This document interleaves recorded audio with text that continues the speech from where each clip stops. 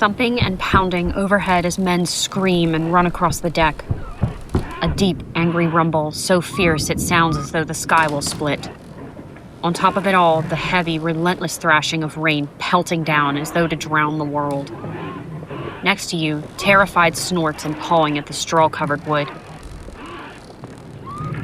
You swivel your ears, nose jerking high. Your eyes roll in terror. Everything is too loud, the floor lurching beneath you, knocking you and your herdmates into each other. It's too much, you don't understand what's happening, and then... freezing water covers your hooves, your legs, climbing higher to your chest as the wooden wall next to you splinters wide and the sea rushes in. Before you can even comprehend what's happening, your feet are no longer touching the ground. You begin to kick hard, stretching your neck so your nostrils stay above water, desperately sucking in air. Water is everywhere, under you, around you, falling from the sky in sheets. A wave crashes over you, salt stinging your wide eyes and delicate nose, and all you can do is keep kicking, swimming hard, leaving the doomed ship behind you as the ocean takes it to the depths. You have no idea where you're going, can't orient yourself. All you know is that you can't stop. You have to keep moving, keep kicking through the black water, and then ground. The tips of your hooves brush sand, just barely at first, and then more firmly. The water level drops to your neck, then lower, and you're able to walk now, to get out of the turning water. The breakers are rough against the sand as you finally reach the shore, snorting and shaking. Your sides heave as you look around with eyes round and terrified. Up the beach, you see others like you, your herdmates, leaving the water and looking just as tossed up as you know you must look. More than anything right now, you want the comfort of their presence. On quivering legs, you take a step towards them, and another, and another. In a daze, your herd reunites, standing tight together, trembling, afraid, but alive. I'm Christiana.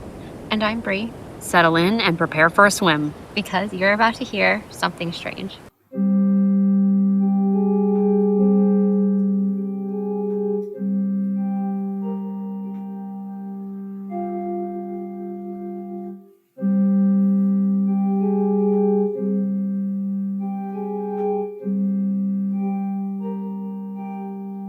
Welcome to episode 48, Chincoteague Pony History.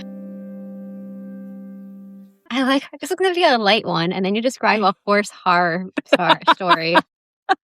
Just like trying not to laugh that whole time. So I'm like, yeah, this is light.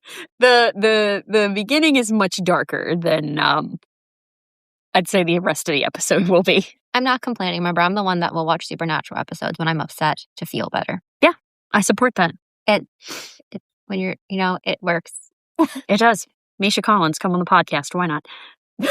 Exactly. I have another one. So what do you know about Chincoteague, Aceteague? I almost just took my phone Yeet. out. Oh, that was scary. There we go. What do I know about Chincoteague and Aceteague? Chicoteague, Aceteague, the Chincoteague ponies. When I was ready for story time? Yes. So we used to camp in Delaware a lot when I was growing up. Mm-hmm. So Indian River and Big Oaks. And we would sometimes go to Ocean City, but one year when I was a very small child, we went to Aceteague. Ooh. And the ponies were there, and one took my sandwich. I was just minding my own business, being like a 5-year-old kid, or I don't know how old I was, eating my sandwich, and one came up behind me and went, I was like, Mom, the horse ate my sandwich. Was that your first experience with horses? I don't think so. Okay. I think no, because one of my aunts had horses. Okay. But I was already very interested in horses at that point, but it came up and it took my sandwich and walked away. So this is mine, thanks. It did. It said, this is mine.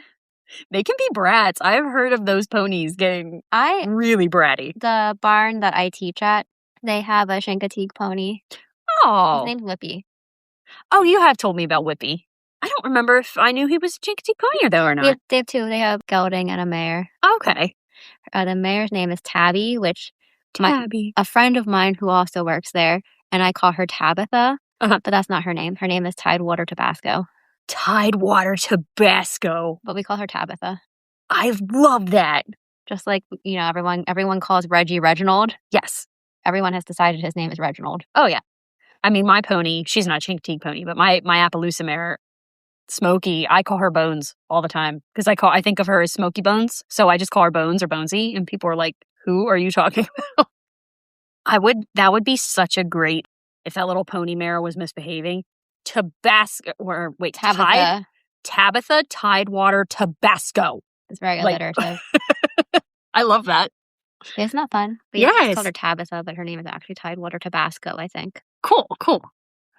All right. Well, friends, we're going to be talking about the islands Chincoteague and Chicoteague today and the history of the Chincoteague ponies. Not quite as intense of an episode as we normally cover, but the history is strange in a delightful way.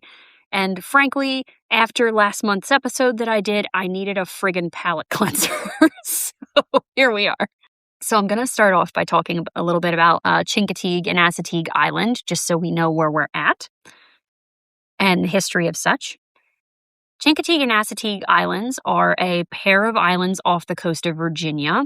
Chicoteague Island is really, really long. It stretches north into Maryland, close to the Ocean City area.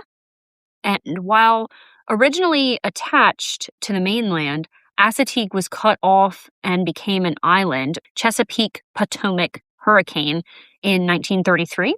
So now Chicoteague stretches so far down that it actually blocks Chincoteague from the open ocean. So you've got your mainland and then Chincoteague Island, and then Chicoteague is the furthest out. Okay. I don't think I realized that. I've never been to Chincoteague, but I've been to Chicoteague a couple of times. Oh, we got to take a trip to Chincoteague. Also, friends, I do have a vocabulary lesson today. You're going to quiz me? Sure. You'll know it all. It's not like I do anything with horses. Oh, yeah, you're a total newbie. Here's the thing. If you decide to befriend a horse person, you are going to learn about horses. Yeah. Like, I have several friends. Like our friend Teddy. Mm-hmm. Wasn't a horse person. Guess what they know a little bit about now? Oh, yeah. They've been to the barn with you before, multiple right? times. We've met the girls. But yeah, if you decide to endeavor to, either date or befriend a horse person, good luck. You're going to learn. You are going to learn. You're going to learn all about horses. You're going to become a begrudging horse person partner. Or friend. Or friend. Because we don't shut up about them. No. I always say, you have to be a little crazy to own horses. You have to be a little weird. I have more than one. Yes. Does that make me a lot? Maybe. I don't know. Because we're just going to go on a whole thing about horses right now. Horses take so much time and energy. And that is just basic care. That's not riding. My one has the Grim Reaper on speed dial. Yeah. She really does. That's because she's my partner in serial killing. She's like, she's like, oh, look, Stella's calling again. All right, so horses are not for the faint of heart. No. But here's the good thing. Okay, if you're an adult with kids into horses, they will not have money for drugs. Correct. They will not. Or anything else. They will not be getting into all kinds of teenage weirdness because they're going to be at the barn mucking stalls. Yes. And it's as crazy as you almost have to be a little bit. And I'm not judging horse people because I say this as a horse person. Yeah. We're not both judging. I should have worn my horse shirt, but that would have been 3 episodes in a row where it would have been more. And I have my saltwater cowboy shirt on today. That we'll talk about. I have a Levi's shirt. That's kind of a cowboy shirt. Yeah, that works. Yeah, that's a cowboy shirt. Saltwater cowboy shirt. We'll learn about the saltwater cowboys. Well, back to the islands here. I just have Kokomo stuck in my head. Sorry. So, Chicoteague is known as a barrier island, which is according to... I think both of these islands may technically be considered barrier islands. Don't quote me. Chicoteague for certain, though. According to the National Oceanographic and Atmospheric Association website, a barrier island is a constantly changing deposit of sand that forms parallel to the coast. So it is quite literally a barrier along the coast. I think technically Sunset Beach is a barrier island. Yeah. In North Carolina. I'm going there in 2 weeks. I'm like, yay! That's so exciting. North Carolina. The best Carolina. The best. One of the most well-known aspects of Chincoteague and Chicoteague Islands are the Chincoteague ponies. Woo. While the feral ponies now only live on Chicoteague, these ponies have called both islands home for literal centuries, and we'll learn more about them and their history in a moment. Originally, the land of Chincoteague and Chicoteague were populated by indigenous persons before the Europeans came along in the late 1600s. The origins of the name Chincoteague are owed to the indigenous persons who live there. The indigenous name for the island was actually Gincoteague with a G, yes, which means beautiful land across the water. And full transparency here, I'm not sure if it's Gincoteague or Chincoteague that translates to beautiful land across the water. The articles I referenced state that it's the translation of Chincoteague, but I'm tempted to believe it's the Gincoteague translation, since that was the actual indigenous name for the island. Mm-hmm. Like, Chincoteague kind of came along later. I didn't dig too deep, but it sounds like it was more or less written down wrong or misheard. And do you know how often I worry about doing that in episodes? Right. Of like writing like a word or a date wrong, and then we change the whole meaning of the thing. Yes. Well, okay, for my episodes, we have a little bit of a heads up because I'll listen back and go, was that Wait a second. But for your episodes, I don't do the research, so I don't know. Right, exactly. But for my episodes, like, we might cache that faster because... Right, because you know what your research is. Unless it's something like Mothman, I probably would have been able to catch. Right. Since we're you're more cryptid savvy. Yes, yeah, unicorns. Sort of. That's probably about it. Yeah. Yeah. Maybe albatwitches. Oh, that's true. I introduced you to albatwitches. While Chicoteague Island is no longer inhabited today, there used to be a village called Chicoteague Village on Chicoteague Island. However, a gentleman by the name of Dr. John W. Field would begin the process of removing people from Chicoteague in the late 1800s. Oh, no. Oh, yeah. Like indigenous? Everyone. Oh. Everyone. Oh. I'm sure you'll tell me more about this. Oh, yeah. He claimed, and this is a direct quote, a large portion of Chicoteague was granted to his ancestors in the 17th century. That is a quote from the book Before Misty by Sara Boudreau. Hold on, 17 would be the 1800s. 17th century would be the 1600s. Sorry, I had to think about that. Always go the wrong direction. It's okay. Time's not real. Time is not real. It's really not. Correct. I do want to give a shout out to Sara Boudreau, the author of Before Misty, because that was a huge resource for me doing this episode. I actually pre-ordered her book. I think it was like last year that it came out, and I pre-ordered it in preparation for this episode. So thank you so much, Sara. After Dr. Field and his family moved to Chicoteague, he was a super, super friendly neighbor, going as far as to put up a fence to keep his ponies mixing with the others on the island. And again, we're going to discuss more about how the ponies lived on the island, so this fence thing will make a little more sense later. Just bear with me. Eventually, John Field's son, Samuel Field, inherited the land on his father's passing, but made life difficult for anyone who actually remained in Chicoteague Village at this time. Great. Sounds like a great guy. Oh, yeah. He implemented super strict no trespassing rules that made it difficult for people to get to their own houses. Oh, what a... Like, they were just like, this is our land and we don't care that there are people living here. Get out. I'm trying to think of a fun way to save off swearing. What a goober. What a goofy goober. What a goofy goober. Do you want me to swear? I'll say it. Oh, no, you can. You can. I was just trying to... He was an asshole. Be silly about it. Yeah. Put some levity in there. Okay, so this got to the point where people eventually just moved off the island. They got sick of dealing with it. And some people actually physically floated their houses off the island. Like, they floated their houses off of Chicoteague across the channel to Chincoteague. It's not funny, but I just imagine their house floating and them, like, putting the middle finger. I had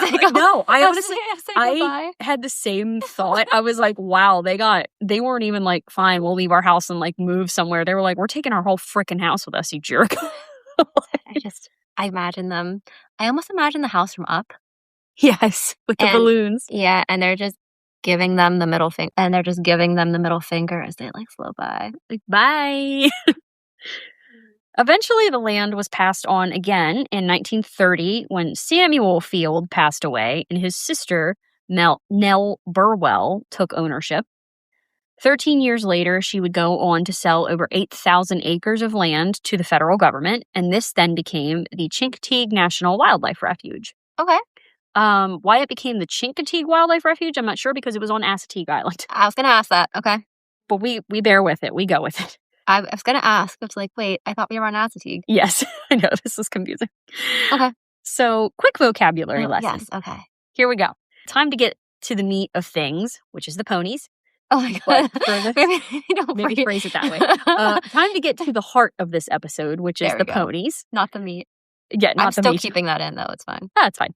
But for those unfamiliar with horses, I do want to give a quick vocab lesson in case the language gets confusing. I'm pumped. Okay. But also, you know how I said about like when people are around horse people? If you've been listening to us for a while, you may know some of this already. Yeah. So we'll find out. So pony versus horse. So a pony is smaller than 14.2. Mm-hmm. So horses are measured in hands, which are 10 centimeters or 4 inches. Yes. So it's under that. Also, ponies have a little bit of devil blood in them. Yeah, correct. So a little bit of demon blood in them, unlike some horses, except chestnut mares also have demon blood.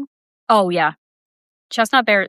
Chestnut Oh mares. Those two. Chestnut mares scare Satan. And if they are a pony chestnut mare, which is what Tabby is. Oh, you're doomed. Doomed. They can hang out with the halflingers. Okay, what's next? And you actually already went into hands, which is good. I was just going to say... And I'm holding my hands up so they can see because there's no way mine are 4 inches. I know. I'm not... I actually have a whole thing here. Hands, ? And then I said horse people measure horses in hands. And then my personal note is why? Because we're weird. I'm sure there's an actual reason out there, but let's face it, everyone who owns horses is just a little weird. I am sure there is actually a reason why horse people measure horses in hands. I could not tell you. I don't know. No. Key takeaway here is Chincoteague ponies are classified as ponies because they are less than 4 foot 9 inches tall, which is 14.2 hands. Is that really? 14.2 is 4 foot 9? Yes. Oh, you know what? That makes sense because I think we decided I'm like 15.1 or 15.2. Yeah. Also, I want to throw in here, ponies and horses, well, equines in general, are measured in to the withers, which is the shoulders. Do you want to grab? Oh yeah, you have a not the hedgehog. You can either grab. I'll grab Stranger. It's the bony ridge between. I can also do a demonstration at some point with the. Yeah. Oh yeah. If I hold Stranger, do you want to point it out? Yes. So here's Stranger. Here's our little. He kind of looks like Charlie the Unicorn. He does. He does. So the withers are the bony ridge between the neck and the back, which is right here. The highest point of the shoulder, I guess you could say. Oops. Are we all done with kneading Stranger? Yes. I'll put him back here. Our strange little unicorn. We can always do a video on showing. I don't know how many ponies at my barn. Smokey a pony? I was just gonna say I could do Smokey because she's a pony. She's a tall pony. Do you have must have real actual horses? You think Mix is a horse? Yeah, she's like 15 hands. Yeah, I think so. Stella's like 15.1, 15.2. Stella's the tallest of your guys, I think. Reggie. Oh, Reggie is okay. Yeah, Smokey is just barely a pony. Chris's mare, Jessie, is a very short horse. Like, she's almost a pony. She's probably about the size of between Minx and Stella. Yeah. And then he has Sandy, who's a little taller. Was there anything else on your quiz? Yes. Okay. Stallion. That is a intact male horse. So that is a male horse that has not been neutered or is gelding next. Gelding is next. A gelding is a neutered male horse. Yes. Mare. A female horse, and that can be, we usually do not spay horses because they don't do super well with anesthesia. Yes. So whether they are possessing their female organs or not, they're still a mare, but you generally don't find fixed female horses. No. Foal. A baby horse. No. then we'll break down foal a little further. A colt versus a filly. So a colt is a male baby horse. I think, are they considered like, it's a colt no matter, like, at what point do they become a colt versus a yearling? Well, yearling is a year old. Okay, That was my next one. Okay, so a colt is a baby male horse. A filly is a baby female horse. Yes. And then at a year, they're a yearling. Correct. And that was actually my next one was yearling. So are yearlings considered colts? I think you would still say like a young, like you would say like, oh, that's colt. a yearling colt or a yearling filly. And then I don't know at what point you would classify them. Probably like 6 or 7. You'd classify them as an adult, depending on the horse. I think that's 2-year-old, because they don't usually finish growing until like 3 or 4. Right. Like you shouldn't back a horse younger than 5. Were there any more vocab? I was just gonna say the mane. The mane is the hair that is in the front of the horse, like on their neck. So it's like their front hair. Yes, the like along the crest of the neck. Mm.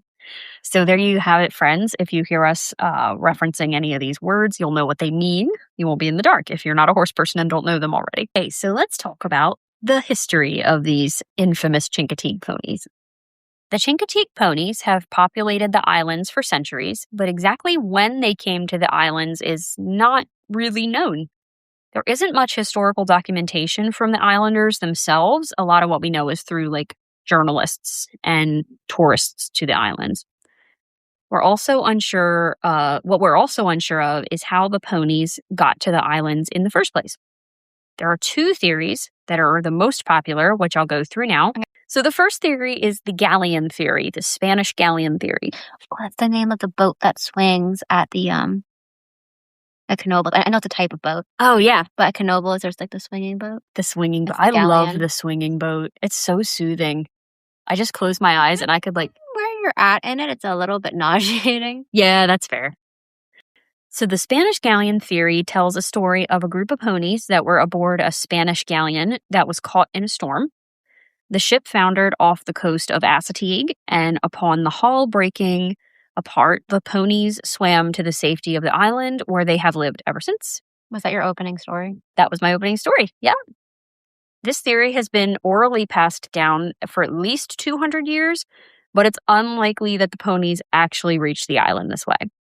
Unfortunately. Hate to break it. Is that how seahorses formed? That is how seahorses, that's how kelpies formed. That is how kelpies. Hippocampus. Hippocampi. While the waters around Chicoteague can be very dangerous, and there has been some evidence crop up over the years that looks like it could prove the galleon theory on the surface, it doesn't hold any weight under pressure. Doesn't hold any water? It holds 0 water. Just like that Spanish galleon that sank. Anyway. I don't know, that holds a lot of water probably.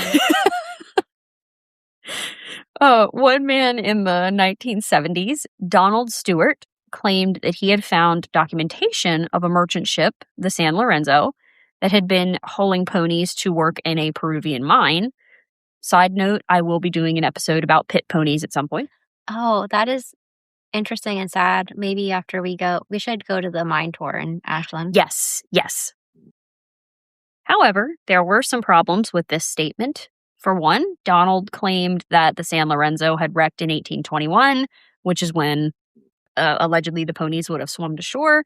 However, they were already on the island at that point. Have you considered that they could have been time-traveling ponies? They could have been Time Lords. They could have. Didn't Doctor Who have a time-traveling horse at one point? What was his name? Arthur? Oh, yes. It was a Matt Smith episode. Oh, was it Matt Smith? Mm-hmm. Oh, I feel like I remember a David Tennant one, too. Oh, well, there was the horse and the girl in the fireplace, but there was a horse named Susan. Susan was the horse in Matt Smith. I don't think it was time traveling, though. I need to watch Matt Smith. I need to get back into Doctor Who. Okay, so there were already ponies on the island at that time. Second, and perhaps even more damning evidence, there were no records showing the San Lorenzo even existed in the first place. That's because when they went back and changed time, they accidentally got rid of the boat. Whoops. Hate it when that happens. They were like, we went too far. Butterfly effect. Well, we're going back to the future now. I just listened, that's the word, to a time suck from like 4 years ago on time travel. Ooh. It was That's fun. interesting. Yeah. Yeah. Listened to I watched with my ears. You watched with your ears. Sure did. Another more recent supposed piece of evidence that linked the ponies to the galleon theory was a study done by the universities of both Georgia and Florida. Together? That's what the book said. This was from the book Before Misty. Okay. The universities wrote a paper with a DNA analysis of a fragment of a 16th century equine tooth, which they compared to 83 different breeds of horses, and lo and behold, the breed the tooth fragment was most similar to was the Chincoteague Pony. However, this was a single comparison to a single pony versus a comparison to multiple samples of the breed. And as well, the Chincoteague Pony of today is likely very genetically different from the Chincoteague Pony of the 1500s. So TLDR, while the comparison is interesting, it's more likely coincidental than a solid connection. Well, and I wonder how many of the feral horses in the United States have some genetic connection to like the Spanish stock horses, because that was Sure. that was one of the main breed types that was brought over. Right, absolutely. Like the Mustangs out west. And Well, it's like, okay, is it a reasonable comparison to be like, well, if you took a small sample of people in Pennsylvania, you'd probably get German heritage. yeah, that's kind of the thing. Like it was a single sample. If you really wanted to go there with that kind of research, you would need to compare it to multiple Chincoteague ponies, not a single comparison. Mhm. So that leads us to the pasture theory. And this theory is much less cinematic and much more straightforward. Early settlers set their ponies out on the islands to graze, as the islands would naturally keep the animals safe from predators. This was common practice. For many years, cattle and hogs were also set loose to forage and graze on the islands along with the ponies. Is that how we got wild pigs down south? Possibly. Are those boars? Who knows, anyways. Yeah. But yeah, honestly, probably, because, this was not just there. I believe this was practiced in probably a lot of different places of, farmers would kind of just let their animals run loose. And if they got away from them, they would go feral. Feral pigs are terrifying, by the way. Pigs are kind of terrifying to begin with. I'll be completely honest with you. I love pigs. They're scary. Early imported equines to the Chesapeake area were likely large, sturdy pony breeds that then mixed with the early native horses of the area, creating what we now know as the Chincoteague Pony. By native, do you mean like... Indigenous, excuse me.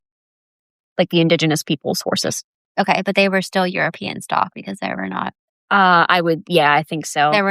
There were horses in the New World, if I'm remembering correctly. And then they all became extinct. And then Europeans brought them back over with them. Right.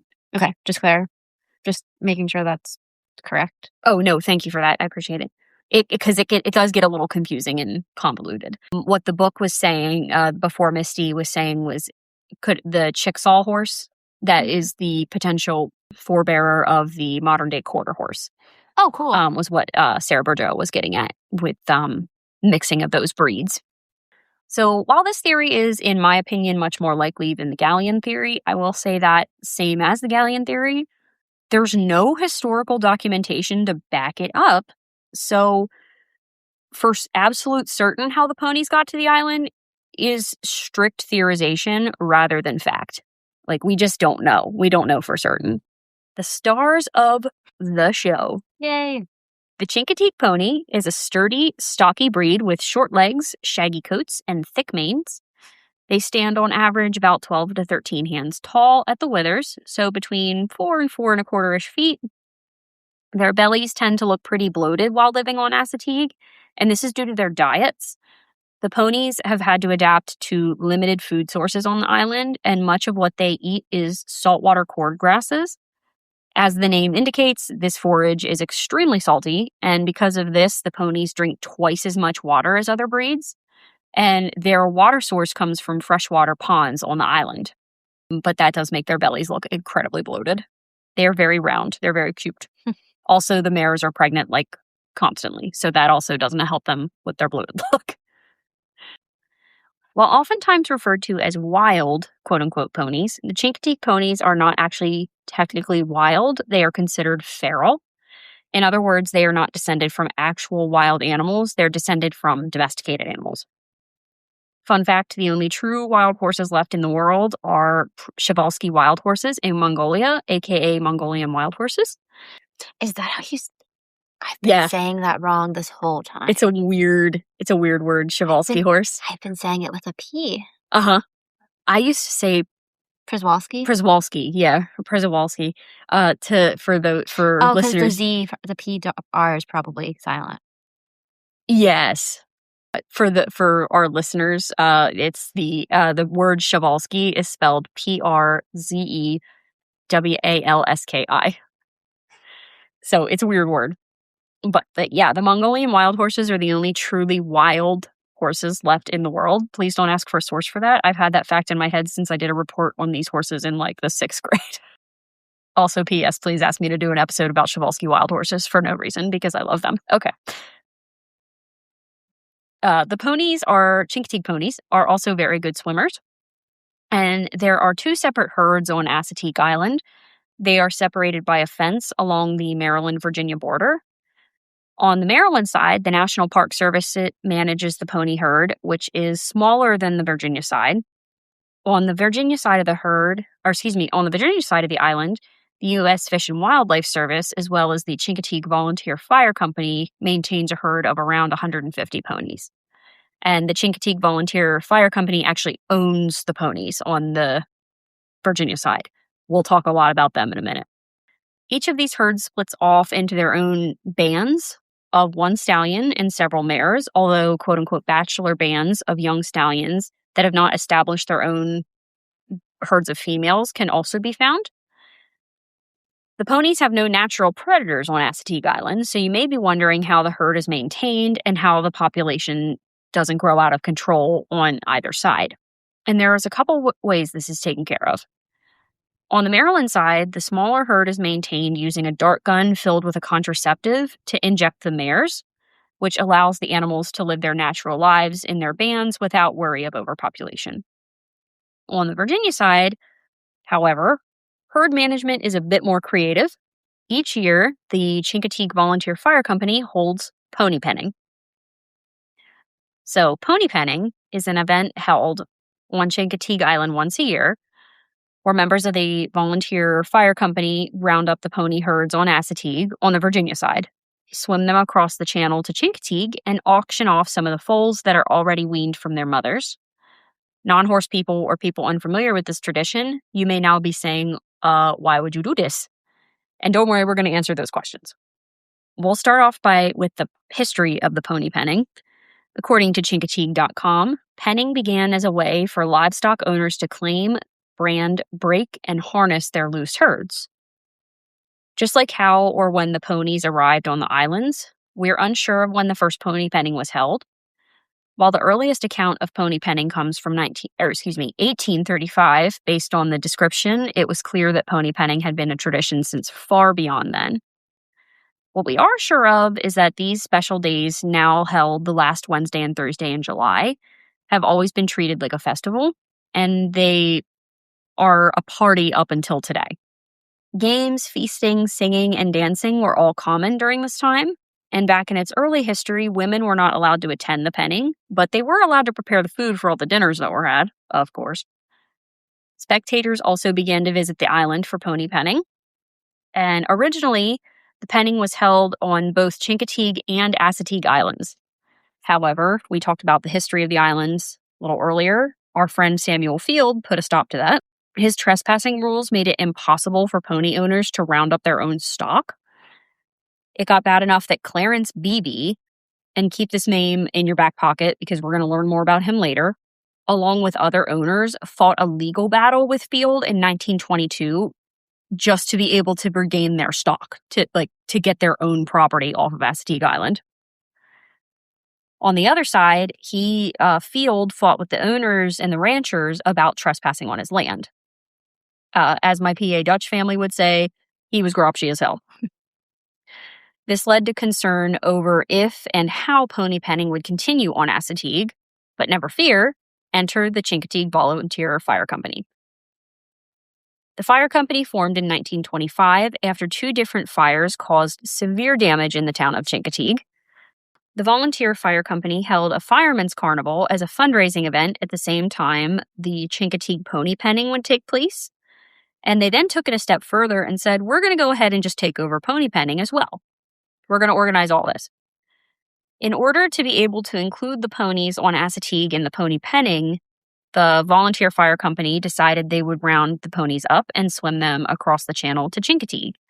This way, the penning activities would be able to be performed all in one place with minimal use of the land on Chicoteague. And this was in 1925, so this was before the land was turned into the Chincoteague Refuge. Full transparency again, I'm not entirely sure what happened between the years of 1922 to 1925. As far as I'm aware, the penning still took place. According to the book Before Misty, there was some kind of settlement reached between the pony ranchers and Samuel Fields. I don't have a lot of detail there. According to Wikipedia, for a couple years before 1925, the ponies were taken from Chicoteague to Chincoteague by truck for pony penning. So this is my best educated guess of what was going on before the pony swim was announced. The agreement between Field and the ranchers was something along the lines of the ranchers could come onto Chicoteague to retrieve their livestock, but that was it. In regard to why the pony swim was started by the Volunteer Fire Company rather than continuing to transport the ponies by truck, my guess, I have a couple guesses here. It was less obtrusive than having a bunch of trucks like to come over and have people on horseback round up ponies and then just swim them across the water rather than having a bunch of trucks over there that they then had to load. Mm-hmm. And 2, honestly, it was probably safer for the ponies. For those unfamiliar with transporting horses by trailer, it can be dangerous even in the absolute best conditions. And having a bunch of feral ponies wound up and trying to shove them onto a trailer is not the best of conditions. The saltwater cowboys. Mm-hmm. This is a stupid question. I know leather will hold up to some extent of water, but do they have specialty saddles? They or bareback? So I'm not sure how they did things then. I believe now the saltwater cowboys go out to a certain distance with the horses, but then they come back up and they actually have essentially boats with corrals on them that they put their horses on and they ride across next to the herd of ponies swimming. Even to go in a certain amount though, their tack's still gonna get wet. Yeah. I mean, I don't know for certain. Unfortunately, we never have you've never seen the swim, right? And I haven't been to Chincoteague. Oh, that's right. And the one time that we were set up to do the swim, COVID hit. Mm-hmm. So I'm not entirely sure, but in modern day, I do see the pictures of the essentially floating corrals and the cowboy horses in the corrals floating alongside the herd, which is really cool. That's funny. They're they got VIP seats. They do. Also, I want to clarify something here because I don't think I actually clarified this anywhere in my script. The swim between Chincoteague and Chicoteague is not far. These ponies can make that swim extremely easily, and they swim the ponies during a slack tide, which means there's very little, they don't have to deal with heavy currents. So this is not by any stretch causing harm to these ponies or extreme exertion. They are able to handle the swim extremely well. Even the young babies can handle the swim. And they are there with them too, in case there's a younger baby that's starting to have trouble. The cowboys are right there to help them if they need it. Just, I don't want anyone coming after the Volunteer Fire Company for doing this because this is not, this is not harmful. Also, the other thing I had last note about why they might have started doing the pony swim versus the trucks. A swim like that is going to attract a lot of attention for tourism to the islands. But again, this is just my best educated guesses here. Please don't quote me for gospel. I do not know for certain. It was hard to figure out exactly what was going on in this timeline. So, pony penning took on a new element once the Chincoteague Volunteer Fire Company took over its organization. They also added a pony auction where they auctioned off several foals with the funds of the sale going to the fire company. Do you think we could go there without getting a foal? It would be hard because they're really cute. How many people that aren't horse people go there and get baby horses? Do you think? Oh, God. I don't want to think about that. I That's know upsetting. people talk about getting puppies. Horses are not the same. No, they're not. Like, it's bad enough to get a puppy without doing your research. I'm here to tell you, you get a horse without doing your research, you are in deep doo-doo. Especially a foal. Oh my, especially a feral foal. Mm-hmm. Like, these are not like domesticated. I'd say probably at this point, these Chincoteague ponies are so used to people that they're probably more considered like semi-feral versus like completely feral. They steal sandwiches. But they'll come right up to you on the beach. Oh, they'll they try will. to eat your food. Well, they did. Yeah, they did. I think Allie had Chincoteague ponies come up when they took a trip to. Don't quote me for gospel Our on Allie? that, but our Allie, yes, She might have told me that. I don't remember. Because they go camping there. yes, Yeah. they do. I pet sat for them the one time when they went down to Chincoteague, and she was sending me pictures of the ponies on the beach, which is really cool. Yeah, Nice. that was a long time ago. That was a couple years ago. Yeah, so I think they're so used to people at this point, but they're not like a tame horse that has been bred on a farm and handled by people for the entirety of its life. These are like wild foals. At this point, the majority of funds for the Volunteer Fire Company were made through the carnival, but by the 1940s, fewer and fewer individuals owned their own herds of Chincoteague ponies. You're going to say own their own horses, and I'm like, okay. Yeah, they had there were still Chincoteague pony ranchers, but there were fewer and fewer ranchers, okay. So at this point, the Chincoteague Volunteer Fire Company themselves were inspired to purchase several ponies from a man named Joseph Pruitt. I keep trying to say his name is Pruitt. I'm sorry. Joseph Pruitt. And then they bought several more from his estate after he passed. And the purpose of this was for the Volunteer Fire Company to be able to maintain their own herd of ponies to auction off, and that would add to the funds that they were already receiving from the carnival. At this point, the land on Chicoteague that Nell Burwell, remember her, had sold to the federal government had become the Chincoteague National Wildlife Refuge, and the Volunteer Fire Company was able to purchase a grazing permit to graze their new herd on that refuge.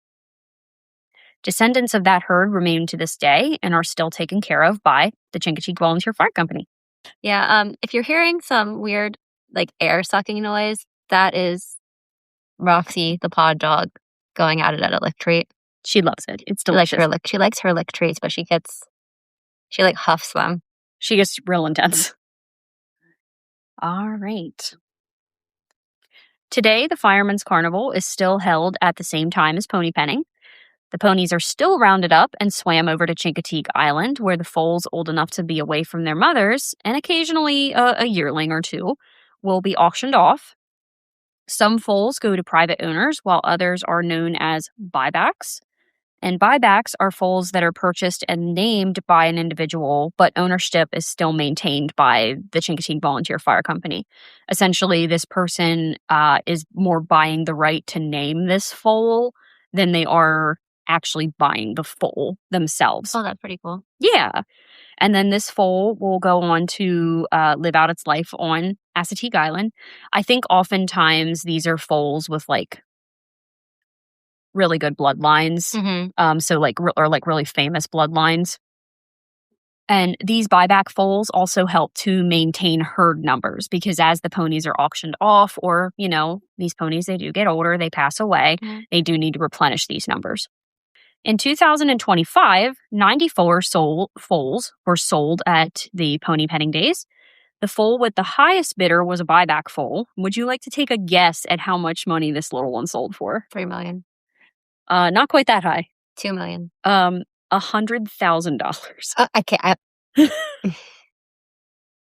$100,000. Wow. That's a lot of money. And it's cool though, because this is all benefiting the fire company. I bet they wish it was $3 million. Yeah, seriously. And this money goes to the company for their own equipment, but also to help maintain the herd, because the volunteer fire company takes excellent care of these ponies. Like they live on Chicoteague, but they are very well watched over and taken care of by the fire company. We'll talk a little more about that later. And on the other end, the foal with the lowest sale price was $3,000. I was going to say $1. $1. The Price is Right, in case you are not getting that reference. Yeah. I also, looking at this website, this website that I used for this reference, I'll link it in the show notes, but showed all these numbers, like highest bid, lowest bid, and it had all the pictures of the babies on there. And I was like, I could afford a $3,000 foal. And then I was like, you have no horse trailer to get this horse home. At the back, I could just put down the back rows. Put down the back seats? In my car. Yeah. It would probably fit. That's true. Would we board it at your place though? Because that was the other problem, is I also have nowhere to keep this foal. I can't even buy my own pony. I call her my pony, Smokey. She's not technically mine. While pony penning and the pony swim is the biggest event of the year, it's not the only pony roundup. 2 other roundups are held in addition to the summer pony swim, once in the fall, once in the spring. During these times, the ponies are all thoroughly looked over by a veterinarian and given dewormer for parasite prevention. They're administered vaccines, they're tested for various equine infections and diseases, and also have their hooves taken care of. I do not believe they're swam across the channel at this time. There are corrals on the Chicoteague side. Yeah, I don't believe they swim the ponies during the fall and the spring roundup, but they put them in the corrals on the Chicoteague side and just get a good look at them and, check for any injuries. They're just essentially, they're very thoroughly vetted and, like I said, who's taken care of. And before we leave the topic of the annual pony pennings, I do want to give some information here about the Saltwater Cowboys. Saltwater Cowboys oversee their annual pony swim and roundup. Originally, these were gentlemen recruited from the mainland because there weren't enough riders on Chincoteague to physically do the swim by themselves. Many of these Saltwater Cowboys are literally cowboys for life. The oldest on record was in 2019 was Jack Bittingham, and he was 86 years old during the 2019 pony roundup. The Saltwater Cowboys are imperative to the success of the pony swim and the care and keeping of the ponies. And you can see I'm wearing my Saltwater Cowboy tee. So Misty of Chincoteague. If you've ever heard the Chincoteague ponies, chances are you've heard of them through the story Misty of Chincoteague by Marguerite Henry. I would be remiss not to discuss this story and its origins, as it is a key player in Chincoteague pony history. Misty of Chincoteague was a book published in 1947 to huge acclaim. It gave the tradition of pony penning international fame and was followed by a movie and multiple sequels. For those who don't know it, I'm going to read the blurb of Misty of Chincoteague. And this is a direct quote from the back of the book. I do own it. When Paul Beebe gets a chance to ride with the men out to Chicoteague Island on pony penning day, he's got one thing on his mind: to bring in the Phantom. So when Paul finds himself trailing the Phantom in her new colt, he knows it's meant to be. All he needs to do is drive them to Tom's Point across the channel, and then he and his sister Maureen can buy them both. But the Phantom and Misty, her colt, are wild things, born of the sea and fierce winds. Can this untamed pair ever adjust to the domestic life back on Chincoteague? So, sort of spoiler alert here, question mark. While I'm not giving away the end of the book, Misty of Chincoteague, I am giving certain details about the book to compare it to real life. If you haven't read the book and you want to, maybe want to skip ahead, but it's not anything too crazy. So while Misty of Chicoteague is a fictional story, parts of it are true. To start, let's go back to the gentleman who I mentioned earlier, the same man who fought in court against Samuel Field, Clarence Beebe. Clarence Beebe was born in 1884 and was, quote, the island's foremost authority on the Chincoteague pony breed, according to Before Misty by Sara Boudreau. Boudreau.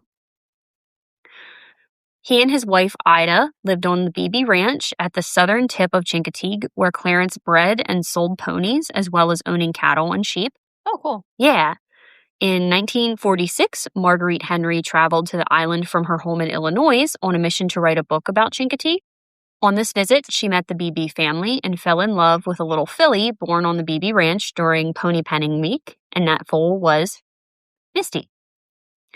This was another portion of the story that was fictionalized. While Misty's mother and father in the story were actual horses on the BB Ranch, she was not born wild on Chicoteague Island as she was in the book. In the book, the Pied Piper was a wild stallion on Chicoteague, as well as Misty's mother, the Phantom. In real life, the Phantom and Pied Piper were owned by Clarence Beebe, and Misty was, like I said, born on the ranch. Margaret Henry also bought Misty from the Beebes, and the mare was transported to live with her in Illinois once she was old enough to be away from her mother. A year later, the story Misty of Chincoteague was born. So Misty and Marguerite really seem to get along. According to the website Misty's Haven, Misty, this is a direct quote, Misty adored Marguerite Henry, and would do anything for her. For others, Misty was nippy, opinionated, and it wasn't uncommon for her to dump her rider. So a pony mare, basically. A pony mare. And my personal note in here was some horses and ponies really are just one-person animals. I have one myself. So she was trained to do tricks, such as standing her front feet on a stool and shaking hooves. At the premiere of her book, Marguerite and Misty traveled all over together to visit with fans. They went to schools, horse shows, movie theaters, among other places. And Misty even attended the American Library Association convention in 1950, as well as the Chicago Book Fair in November of 1954. Misty did later return to live on Beebe Ranch in 1957. And sadly, Clarence Beebe would pass away just a year after her return. And Misty would go on to live a full life at Beebe Ranch, where she would live out the rest of her years and have several foals. Chincoteague and Chicoteague today. Many people still visit the islands today, especially during the famous pony swim and pony penning. Visitors can check out the Museum of Chincoteague Island to learn more about Chincoteague pony history. Sort of trigger warning here. Discussion of taxidermied animals. You may know where this is going. Misty, the famous Misty of Chincoteague, and her final foal, Stormy, are both taxidermied and on display in this museum. It's not funny. I'm sorry. It's a little uncomfortable, I think. It is. It really. And I'm going to just say this bluntly. I'm sorry. I love this museum. Like, I visited this museum. It's a great museum. This taxidermy was not done well. Can you imagine if we taxidermied people? No, I don't want to imagine that. I go to the, George Washington Museum and look at George over there posed by an apple tree. There's Georgie boy. Sorry, that went someplace. That's okay.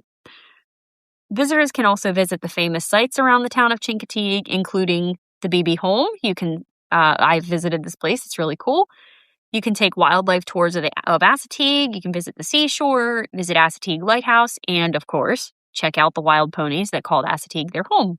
I'm going to wrap this up by saying, if you visit Chincoteague and Chicoteague, do not approach or feed or pet the ponies. They will feed themselves. They will. Your sandwiches. Yes. I did not feed it the sandwich. It came no, behind me. No, it stole it from you. These ponies lifted it. Yes.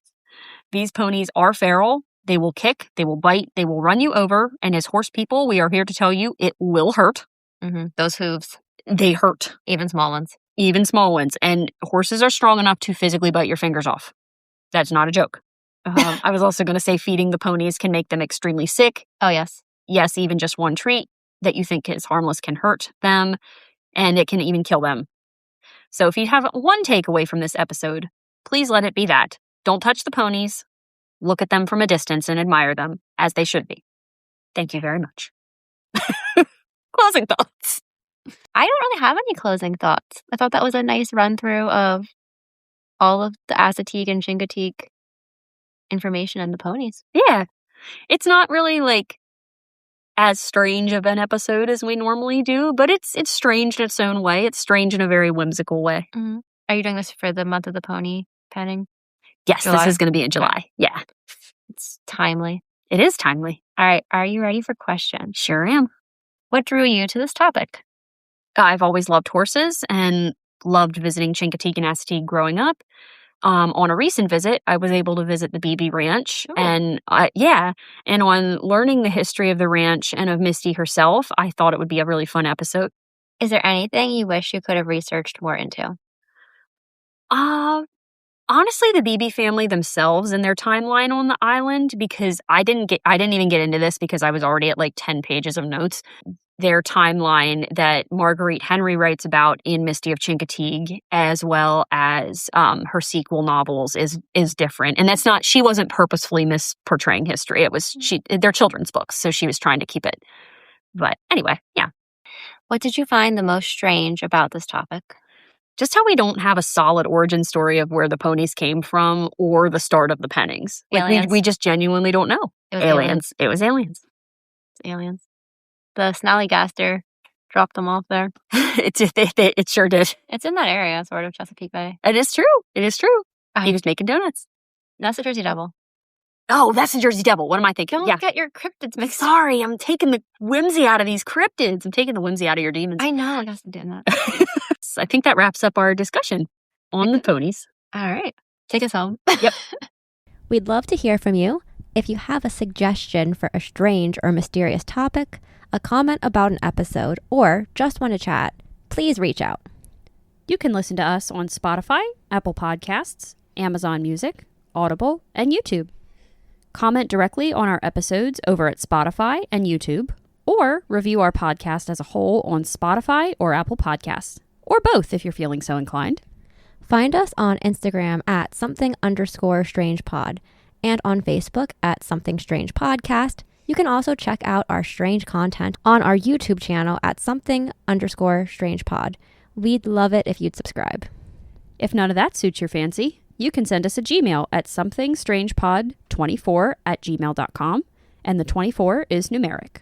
Don't forget, friends, we have a live coming up next Friday on Instagram at 6:30. We'd love to see you there. Keep an eye on our Instagram. You'll see this or that polls the Wednesday previous. Yes.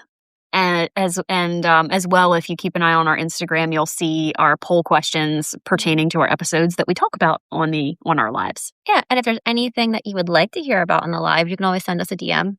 Yeah, please do. We'd love to see you there. We love it when people show up and talk to us. It's a lot of fun. So, well, strangers, it's time for us to part ways. Until we meet again, don't pet the ponies. We'll be back again soon with another Something Strange. Okay. Much more whimsy. Much more whimsy.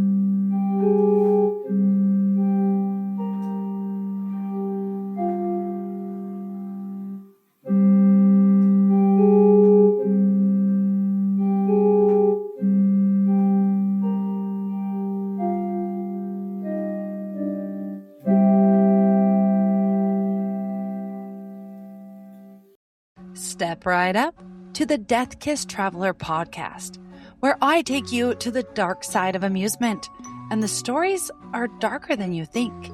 My name is Marissa, your morbidly curious host, and this is the only podcast that dives into the horror, history, and hauntings in the places meant to bring you joy. From deadly theme park accidents to circus tragedies to the chilling secrets hiding behind county fair rides, I uncover what really happened and the hauntings that may have followed, because sometimes the scariest part of the carnival isn't the ride. Follow Death Kiss Traveler, where fun turns fatal and the past never stays buried. New episodes on Friday. Listen on your favorite podcast platform.